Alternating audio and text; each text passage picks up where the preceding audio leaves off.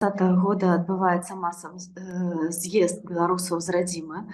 Не з уласнай волі найчасцей. Людзі з'язджаюць найхутчэй вымушана. І я лічу, што гэта адна з самых вялікіх хваляў міграцыі ў беларускай гісторыі.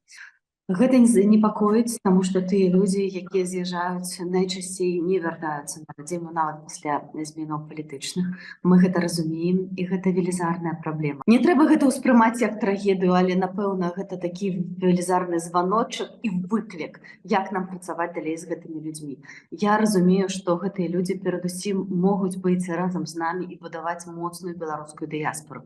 Я лічу, што беларуская дыяспора павінна быць той сілай, якая будзе лабіваць беларускі інтарэс, якая будзе спрыяць у будучым зменам Беларусі.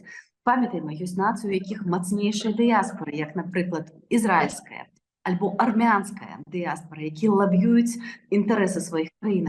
Я бы хацела, каб беларусы таксама дасягнулі гэтага, але шлях да гэтага вялікі. Ад эмігранта, ад чалавека, які вымушаны быў з'ехаць, да чалавека, які актыўна прасоўвае сваю грамадскую пазіцыю. Спачатку трэба знайсці сябе на новым месцы, а ўжо потым займацца справамі беларушчыны. Але скажу вам шчыра, столькі беларусаў, колькі зараз улучаецца ў працэсы дэмакратычныя, у працэсы будавання грамадзянскай супольнасці, у працэсы ўзмацнення дыяспоры, такога не было. Гэта сапраўды гістарычны працэс.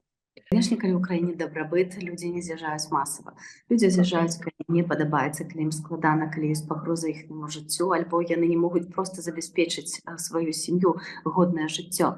Сапраўды людзі асімілююцца, як паказваюць даследаванні у другім і трэцім пакаленні эміграцыі, хутчэй за ўсё вось гэтыя розніцы заціраюцца. Але ёсць таксама пазітыўныя моманты. Мы памятаем старую эміграцыю ў Злучаных Штатах ці ў Канадзе ці ў Вялікай Брытаніі, якія, дзякуючы тым, што стварылі моцныя беларускія асяродкі, яны сталі тымі цэнтрамі прыцягнення. Ім, канешне, часам цяжка камунікаваць з тымі новым прыехаўшымі людзьмі, якія прыехалі зусім іншыя беларусі, памятаць. Але тым не менш, Скрыноўская бібліятэка – гэта наш гонар, гэта наш нацыянальны скарб. Таму я кажу пра тое, што зараз за мяжой менавіта такія інстытуцыі мы мусім ствараць. І сапраўды выехала вельмі шмат таленавітых людзей. Гэта тыя людзі, з якімі я бы асабіста вельмі хацела працаваць, у тым ліку ў галіне нацыянальнага адраджэння. Вельмі не хочацца іх страціць, вельмі не хочацца, каб нашы дактары навук пайшлі працаваць на будову альбо на таксоўку, як таксуюць некаторыя нашы акторы, напрыклад.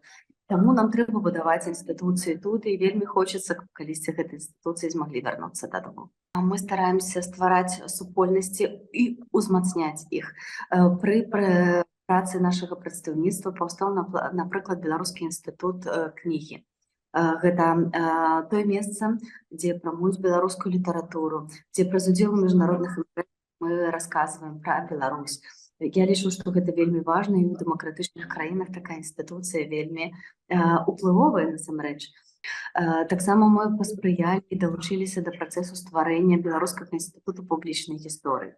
Праца з гістарычнай памяццю, праца з нацыянальнай гісторыяй – гэта адзін з таксама з тых накірункаў, які зараз узяла на шчыты, у тым ліку рэжым, якія фальсіфікуюць гісторыі, якія выкарыстоўваюць расійскія наратывы, і мы хочам гэтаму супрацьстаяць. Але пад усё гэта патрэбна сур'ёзная база і праца.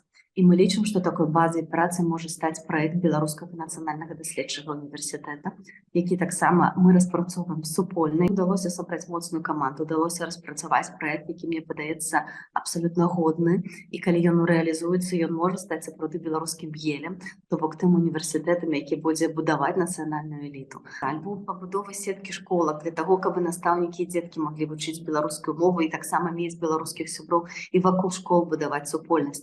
Таму што ў шмат якіх дыяспорах менавіта культурніцкае жыццё будуецца вакол школак. Мне бы хацелася, каб больш беларускіх дзяцей хадзілі ў беларускія школы. Таму, дарагі бацькі, калі вы нас глядзіце, калі ласка, паглядзіце побач. З вамі можа быць беларуская школка. Зайдзіце туды, завядзіце свайго дзіцётка. Там сапраўды цудоўная атмасфера, вельмі добрыя, найлепшыя беларускія настаўнікі. Скарыстайцеся гэтым дзеля таго, каб вашае дзіцё таксама расло ў нацыянальным асяроддзі.